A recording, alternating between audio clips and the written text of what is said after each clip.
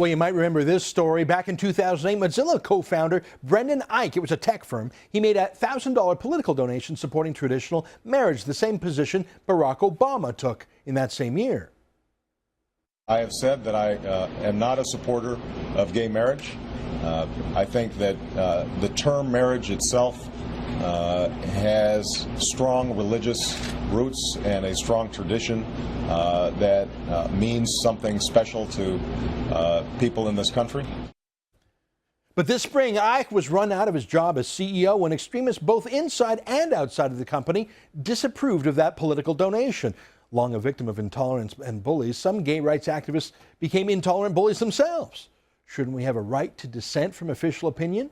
And shouldn't perpetual minorities like gays support that right? For more, we're joined by Fred Litwin, president of the Free Thinking Films. He joins us from Ottawa. Fred, it's great to have you. You're a proponent of equal marriage, same-sex marriage, which has been the law in Canada for almost 10 years.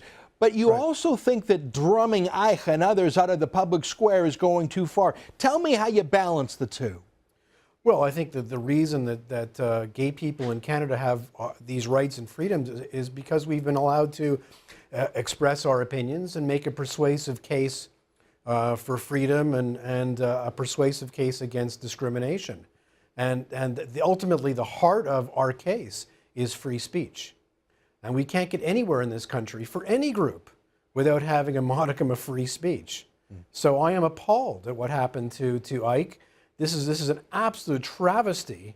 And I was so delighted that many of my colleagues on a gay conservative email list I'm part of decided to actually do something about it.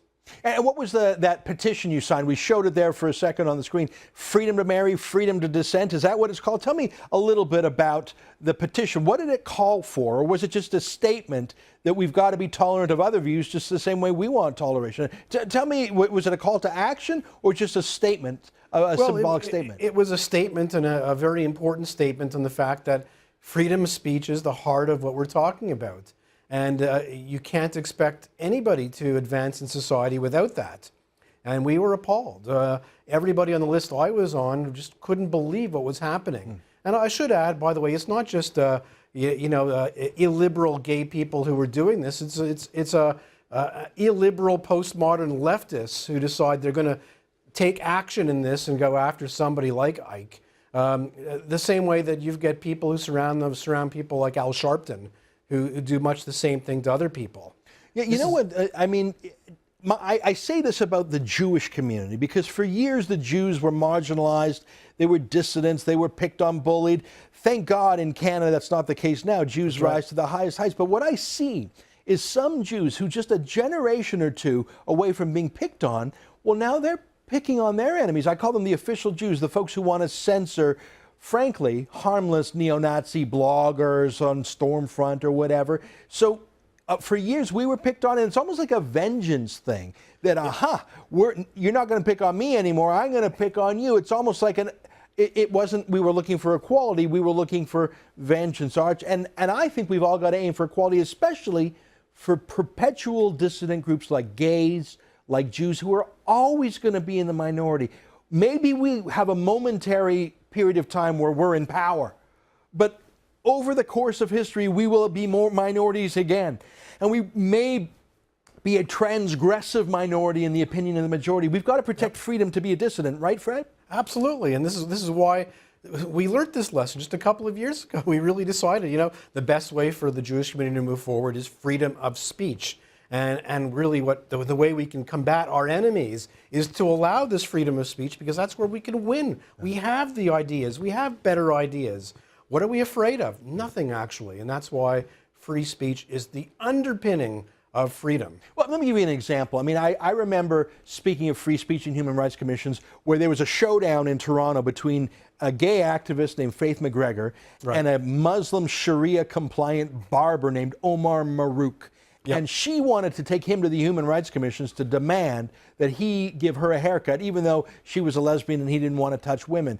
Well, today she would probably win that, but in 5 or 10 years, given the Muslim population in this country and how many are Sharia followers, it may be her that's on the losing end of that. And if you keep on saying people have the right to run you out of the town square, to shut you down because they disagree with you, I tell you, it won't be long before you have some Sharia law following extremists saying, I'm going to get rid of the gay-straight alliance. I'm going to get rid of the gay pride parade. Right now, gay pride parade is the political acme of the year in Toronto. I put it to you, Fred, it won't be long before you have anti-gay pride complaints to this censor or that censor from the Wahhabi mosque. That's my prediction. What do you think? Well, I think you might very well be right, and that's why I think you've been right all along with Mark Stein in pushing freedom of speech. And it's related to freedom of thought. It's related to freedom of religion. This is all of one. It's all of a singular piece, freedom. Yeah. And we know the proper which way we need to stand, and that's free speech is so important. You know what? People don't think that the words Jewish and fascist can go together because Jews are being picked on by fascists, and gay and fascist can't go together because gays are being picked on by fascists. But each of us as humans have within our personality the ability to indulge in bullying or shutting up our opponents if we momentarily have the stick. There's nothing genetically about Jews or gays that makes us perpetually weak or victims. And I think we have to be careful of triumphalism.